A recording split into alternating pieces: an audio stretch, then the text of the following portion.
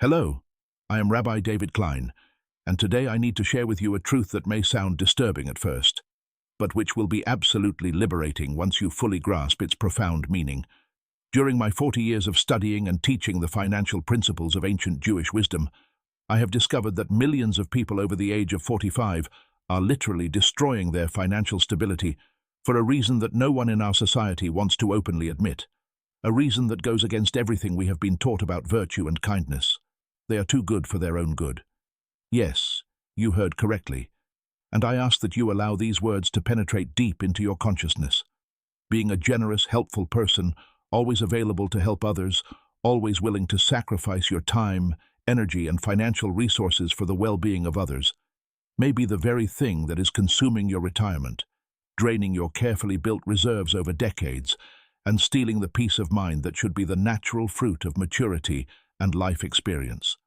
I want you to understand something very important before we continue this journey together. If you are over 45 and feel deep in your heart that the more you dedicate yourself to helping others, the more you strive to be the person everyone can rely on, the more you find yourself sinking into debt, the more you feel your energy being drained without return, the more you realize your own financial security is deteriorating. You are not alone in this struggle, and you are definitely not a weak, incapable, or ill-intentioned person. You have simply been misguided by a culture that systematically confuses true generosity with self-destruction disguised as virtue.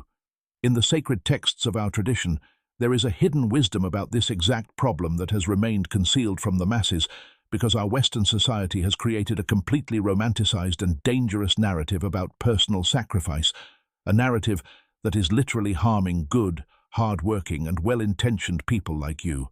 This financial and emotional crisis I am describing especially affects those who have built a solid reputation throughout their lives as reliable, responsible, and generous people, those who are invariably the first to be sought out when relatives face unexpected difficulties, when friends need emergency loans, when adult children cannot establish themselves financially on their own, when neighbors face temporary crises, and even when distant acquaintances discover that so-and-so always helps out, and begin to see this natural kindness as an inexhaustible and permanently available resource, without ever considering the real cost that this constant availability represents for the one offering the help. Let me illustrate this reality through the true story of Martha, 52 years old, a dedicated teacher who invested 30 years of her life educating children with love and competence until she was forced into early retirement due to severe spinal problems that left her with permanent physical limitations. Martha methodically built a reputation throughout her career as that reliable person in the extended family, the aunt who always had some money saved for family emergencies, the friend who never refused help to those who genuinely needed it, the person whom colleagues and former students sought out when they needed quick, bureaucracy-free financial support. During the last 5 years of her active professional life, Martha cumulatively lent out more than $45,000, an astronomical sum that represents almost 3 years of her current disability pension. This money, which should have guaranteed her dignity and tranquility during her golden years, was directed to nephews who solemnly promised to pay it back in 3 months, but who simply vanished from the family radar after the money was transferred, to brothers-in-law facing emergencies that later turned out to be superfluous expenses like unnecessary renovations on already adequate homes and leisure trips financed with someone else's money, to former students who sought her out years after graduating because they knew perfectly well that Professor Martha always finds a way, and to neighbors who developed dramatic stories specifically designed to touch her kind and trusting heart. Today, 5 years after this misdirected generosity, Martha lives a completely different reality from what should be her deserved retirement. She depends entirely on her credit card to buy essential medicines to control her back pain, pays exorbitant interest that consumes more than half of her monthly pension, and faces the constant anguish of having no reserves to face any health emergency. The money she generously lent never came back, and when she finally gathered the courage to try to collect these amounts, she discovered an even more bitter reality. Some of the beneficiaries did not even remember the exact amounts borrowed, sincerely believing they had been heartfelt gifts, while others simply changed their phone numbers and began to deliberately avoid any casual encounter with her on the streets of the neighborhood where they had always lived as neighbors. When Martha came to me at the end of last year, she wept profusely and told me with a voice completely choked with emotion and despair, "Rabbi, was I too selfish for wanting that money back? Am I being petty and small for needing it now? Is the universe punishing me for calling in debts from people who trust me?" I looked deep into her eyes, held her hands that were trembling with nervousness and anxiety, and answered with all the firmness and clarity I could muster at that moment. "My dear child, you were selfish. Yes, but you were selfish with yourself, when you allowed other people to unilaterally decide the fate of your financial future.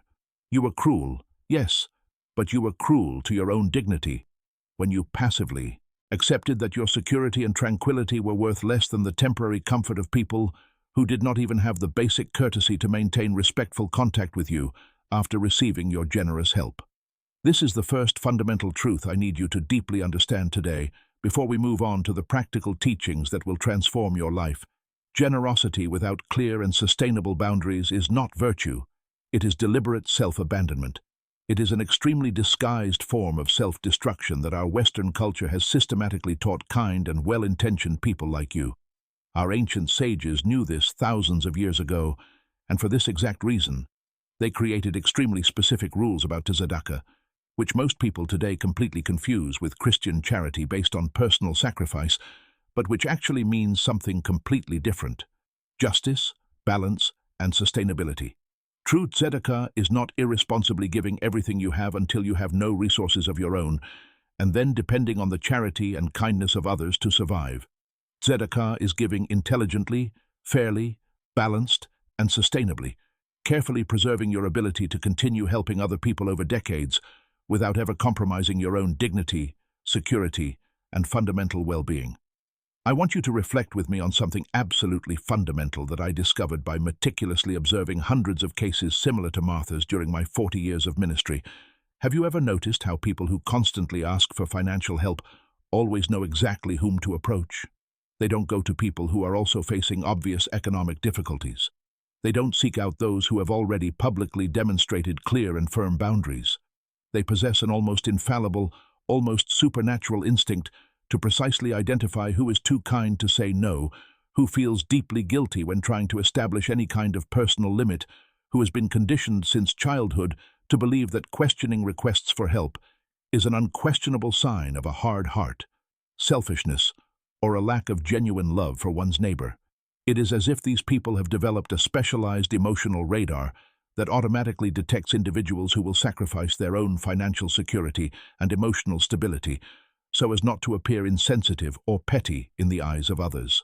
Allow me to share with you the equally revealing story of Robert, 48 years old, an extremely competent self-employed accountant whom I met last year through a mutual friend, a man who works literally 7 days a week, including all Sundays and national holidays, because he has developed a psychological inability to say no to clients who come to his office with emotionally touching stories and ask for discounts just this once, or who solemnly promise to pay next month when the company's money comes in.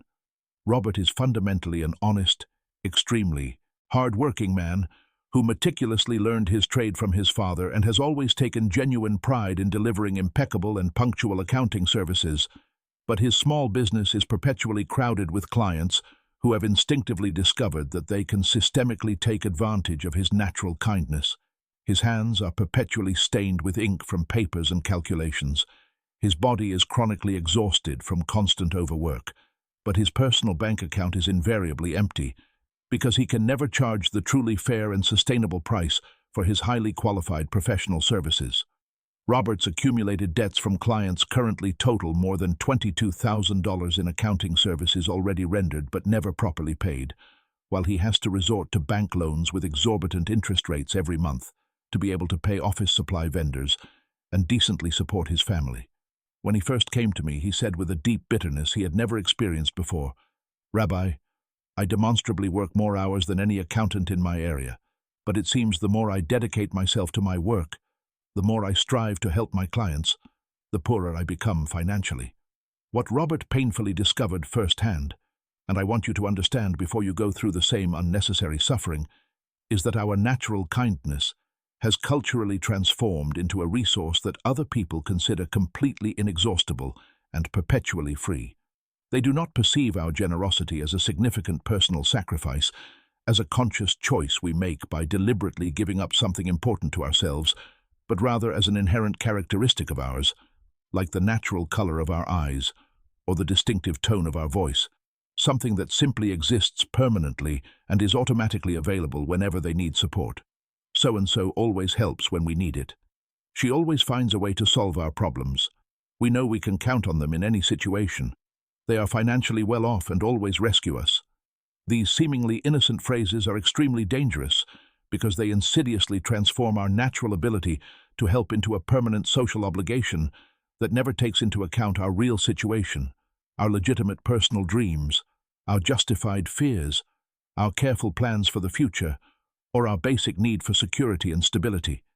During all these years of teaching these fundamental principles to people just like you, I have clearly realized that there is an absolutely hidden rule that the ancient sages knew perfectly, but that our generation has completely lost in the whirlwind of modern life.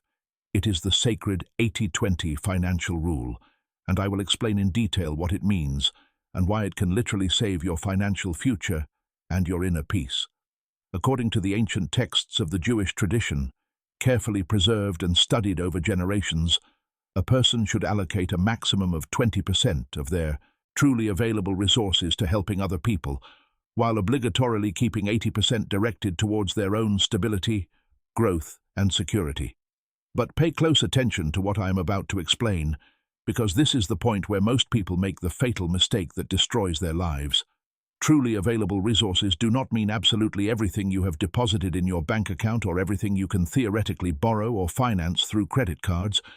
Genuinely available resources mean exclusively and strictly what is left over monthly after you have completely secured your dignified housing, nutritious and sufficient food, adequate medical care, continued education, reliable transportation, and a solid emergency fund, equivalent to at least 6 months of essential expenses kept in safe and accessible investments.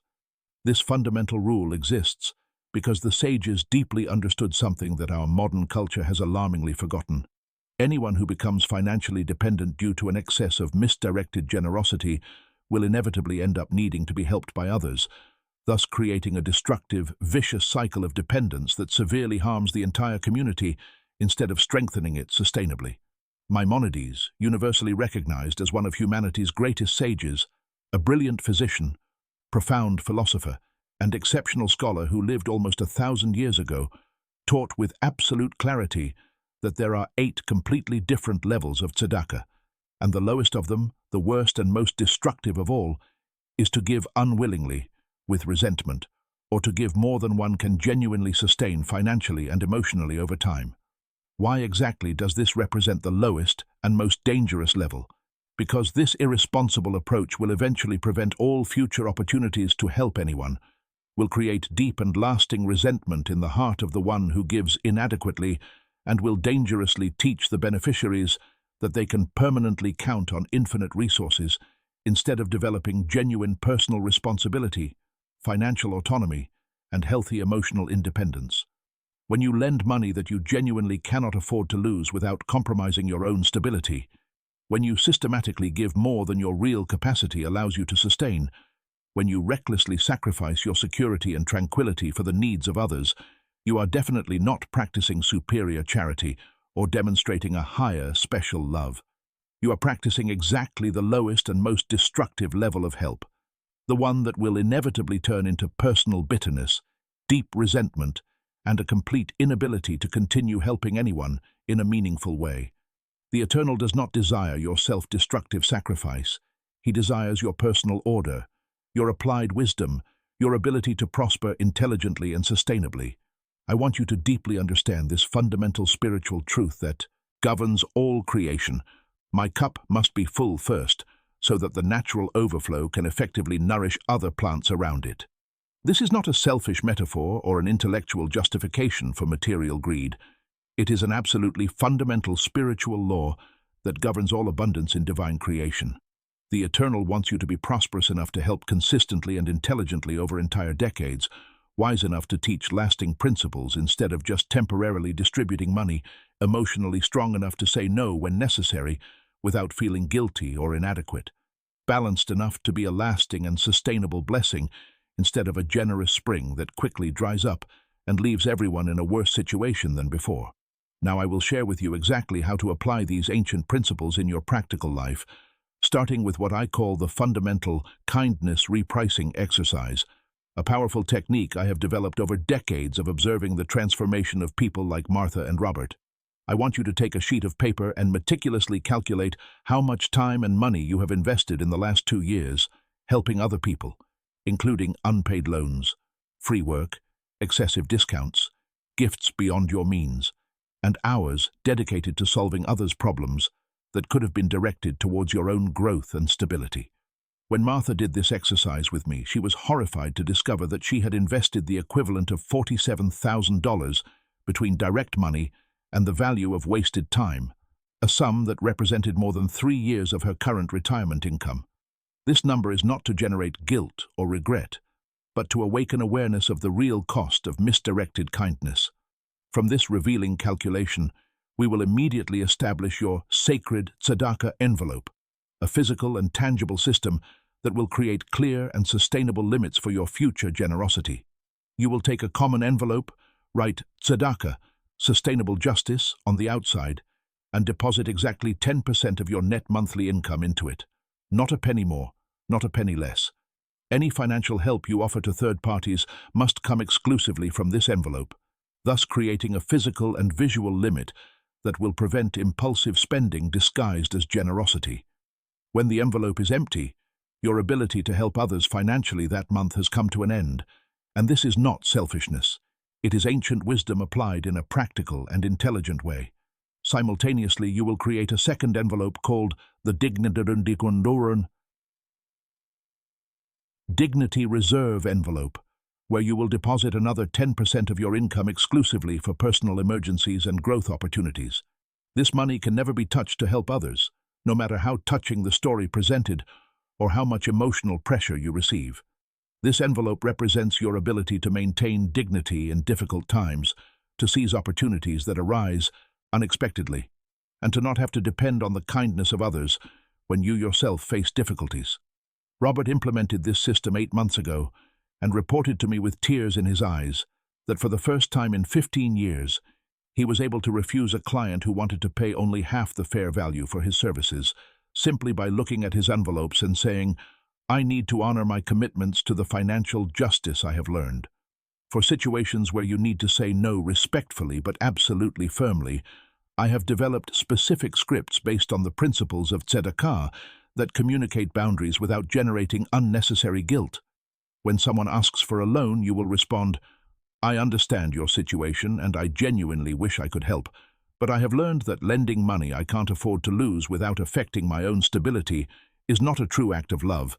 It's irresponsibility disguised as kindness.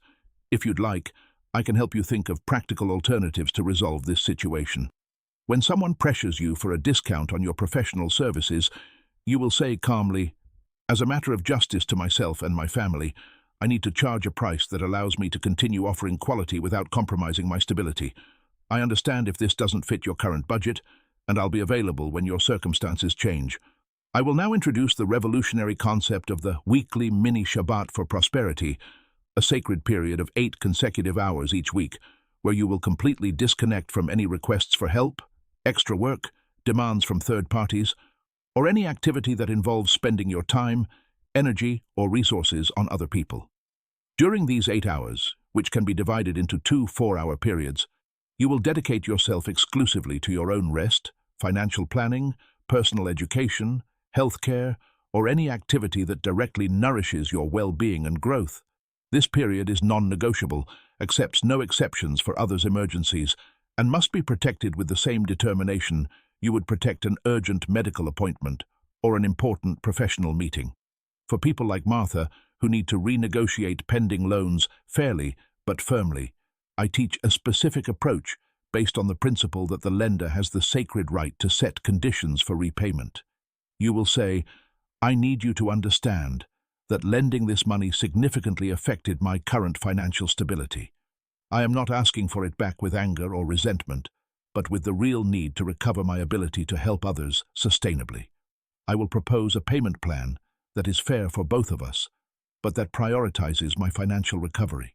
If the person resists or tries to manipulate you emotionally, you will add, "I understand this may be uncomfortable, but I have learned that preserving my financial dignity is not selfishness, it is responsibility. I need you to help me help by honoring this commitment." For professionals like Robert, I developed the sacred repricing technique, a systematic method for establishing fair and non-negotiable prices. First, you will meticulously calculate your real monthly cost of living, including housing, food, health, transportation, education, and basic leisure. Then you will add 20% for unforeseen emergencies and another 20% for personal growth and investment. This total amount represents your minimum monthly need, and your professional prices must guarantee at least this amount by working a maximum of 45 hours per week. Any work that does not pay proportionally to this value should be politely refused, as accepting prices below what is fair is not humility, it is self-sabotage disguised as virtue. I will also establish the 40-day Financial Autonomy Challenge, a transformative period where you will solemnly commit not to lend money beyond the amount available in your tzedakah envelope, not to work for free or for unfair rates, not to accept prices below your calculated minimum, and not to make financial decisions based on guilt, emotional pressure, or manipulation by others. During these 40 days, you will document daily in a specific notebook the results of this change in behavior, recording not only the amount saved, but especially the transformations in your self-esteem, physical energy, and inner peace. Martha is on the 28th day of this challenge and reported to me that for the first time in years, she can sleep soundly without worrying about other people's debts or financial commitments that compromised her own security. To deal with the inevitable guilt that will arise during this transformation process, I teach powerful mantras based on ancestral wisdom that you will repeat whenever you feel pressure to return to the old destructive patterns. My cup must be full first, so that the overflow can nourish other plants. Helping by destroying myself is not tzedakah, it is disguised pride. Preserving my ability to give is more important than the immediate act of giving. The Eternal wants my order, not my self-destructive sacrifice. Kindness without sustainability is irresponsibility with consequences. My financial dignity benefits everyone around me in the long run. These mantras are not just pretty phrases. They are spiritual truths that will gradually reprogram your mind to understand that setting clear boundaries is an act of self-love that will eventually transform into a greater capacity to love others intelligently and lastingly. During these 40 days of profound transformation, you will discover something absolutely extraordinary that will forever change your understanding of true prosperity. When you stop being an inexhaustible source of resources for others and become a financially balanced and emotionally centered person, you paradoxically become much more capable of helping in a significant and lasting way. Robert called me last week crying with emotion, not sadness, but a deep joy he had not experienced in decades. He told me that after rigorously implementing the principles I have shared with you, he was able, for the first time in 15 years of self-employment, to save enough money to take his wife to a private doctor when she needed urgent tests, without having to go into debt or ask anyone for help. "Rabbi," he told me with a choked voice, "I finally understood that when I sacrificed myself financially for others, I was actually being selfish, because I was ensuring that in truly important moments, I couldn't even help my own family." This revelation brings us to the heart of the ancient wisdom I want to deeply engrave upon your soul. True generosity is not born from scarcity or self-destructive sacrifice, but from sustainable abundance and balanced inner strength. When you have sufficient resources for your own security, when you have preserved emotional energy, when your self-esteem is founded on your ability to take good care of yourself, then, and only then, can you offer genuine help that is not accompanied by hidden resentment, unexpressed expectations, or the unconscious need to feel necessary or superior. Martha discovered this in a moving way 3 weeks ago when a neighbor came to ask for financial help, just as had always happened in the past. But this time, looking at her tzedakah envelope, which was already empty for the month, she was able to respond with absolute tranquility. "Right now, I cannot lend money, but I can sit with you and help you think of practical solutions for your situation." What happened next was profoundly revealing. For the first time in years, instead of just receiving money and leaving, the neighbor sat down. They talked for 2 hours, and together they developed a real plan for her to solve her financial problems through small jobs and reorganizing priorities. A week later, the neighbor returned not to ask for more money, but to thank her and report that she had managed to get extra income by sewing for acquaintances, something she always knew how to do but had never considered as a solution because she always had Martha as an easier alternative. "Professor," she said, "thank you for not giving me the money, because by not doing so, I discovered that I can solve my own problems. This is the fundamental difference between charity that creates dependence and tzedakah that promotes human autonomy and dignity. I want you to understand deeply that this path will not be without external resistance and intense emotional pressure. Family members who have become accustomed to seeing you as a source of resources will likely be uncomfortable at first. Friends who have benefited from your excessive generosity may try to make you feel guilty for setting healthy boundaries. Acquaintances who have deliberately exploited your kindness may even distance themselves from you, and this is not a loss. It is a divine liberation." Robert lost 3 old clients who would not accept paying fair prices for his services, but he gained 5 new clients who genuinely value his work and pay punctually without question.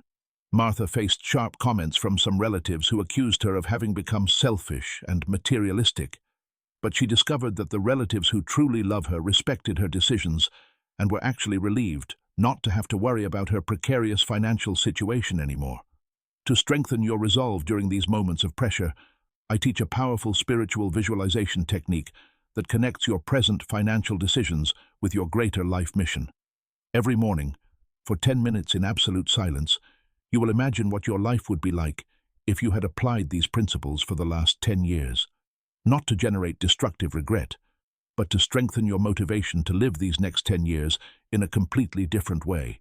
Visualize yourself with solid financial reserves, able to help others in a planned and sustainable way, respected for your wisdom instead of exploited for your kindness, transmitting to children and grandchildren not just love, but also a practical example of how to live with dignity and responsible abundance.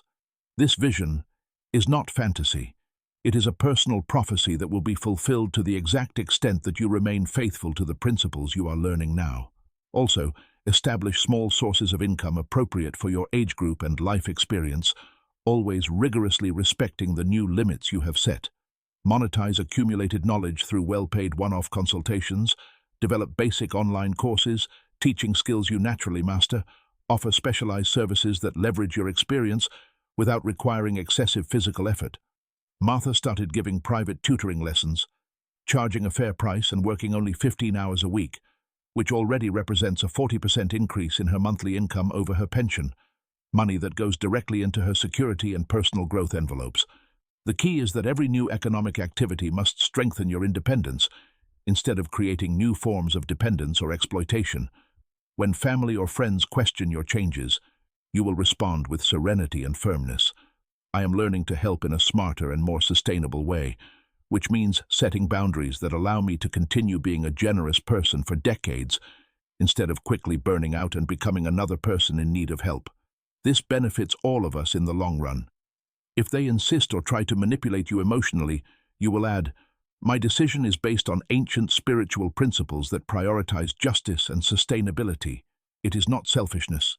It is wisdom applied with responsible love." I want you to understand that this ancestral knowledge will completely transform your relationship with money, work, and relationships in just a few months of consistent application, restoring not only your financial stability, but also your deeply wounded personal dignity, your systematically sabotaged inner peace, and paradoxically, your real capacity to help others much more effectively and lastingly. A financially balanced person can offer consistent and intelligent support over many years, while someone who recklessly sacrifices themselves can only help for a limited period before inevitably becoming another person in need, thus demonstrating that applying the Jewish principles of balanced tzedakah and sacred limits does not represent destructive selfishness, but rather the only truly sustainable way to be a constant positive force in the world. Now I want you to stop everything you're doing. Take a pen and paper and write these words I'm about to dictate. Starting today, I solemnly commit to honoring my financial dignity as a sacred act of self-love that will benefit everyone around me. I will establish clear boundaries based on ancient wisdom, not on guilt or external pressure. My kindness will be intelligent, sustainable, and lasting. My cup will always be full first, so that the overflow can nourish other lives constantly and significantly. Sign your name below, put today's date, and keep this paper in a visible place as a daily reminder of your commitment to transformation. May the Eternal richly bless your new paths of balanced prosperity. May He multiply your wisdom to discern between genuine help and disguised exploitation. May He strengthen your determination in moments of pressure, and may He transform your life into a living example of how true kindness is born from responsible abundance, not self-destructive sacrifice. Amen. And so may it be for your life, and for all the generations that will come through your transformed example.